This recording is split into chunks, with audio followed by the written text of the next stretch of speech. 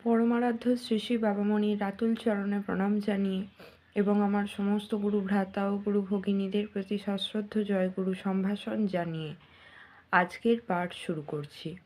ওম অখণ্ড সংহিতা বা অখণ্ড মণ্ডলেশ্বর শ্রী শ্রী স্বামী স্বরূপানন্দ পরমহংসদেবের উপদেশবাণী বিংশ খণ্ড। নিজ পথে অটল থাকো।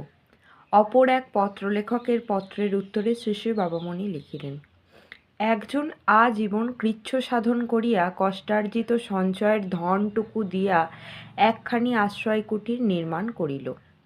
আর হঠাৎ একজন শক্তিশালী দাম্ভিক পুরুষ বলপূর্বক গৃহদ্বারে কুলুপ লাগাইয়া চাবিটি নিজের পকেটে রাখিতে রাখিতে গর্জন করিয়া বলিল, সাবধান, এই গৃহ আমার, ইহাতে প্রবেশ করিতে পারিবে না। এরূপ ঘটনা এই পৃথিবীতে ঘটে। তুমি আজীবন শ্রম করিয়া একটি কূপ খনন করিলে পানীয় জলের আশায়, আর আমি আচম্বিতে গিয়া কূপের মুখে তক্তা চাপাইয়া কূপ বন্ধ করিয়া দিয়া বলিলাম, এ কূপ আমার, তোমরা ইহা হইতে জল তুলিতে পারিবে না। এরূপ ঘটনাও এ জগতে ঘটে।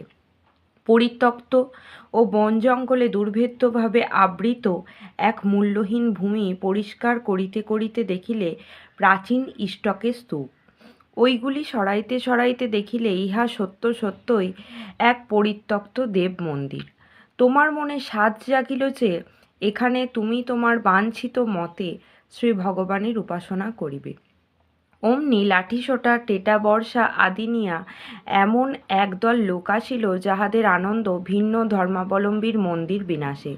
তাহারা বলিল, এটা আমাদের পূজিত পরমেশ্বরের পূজাস্থান, তোমাদের নহে, তোমরা এখান হইতে সরিয়া যাও। যে পূজা করিবার আছে আমরা করিব, তোমরা নহে। এরূপ ঘটনাও এই দুনিয়ায় অলভ্য নহে।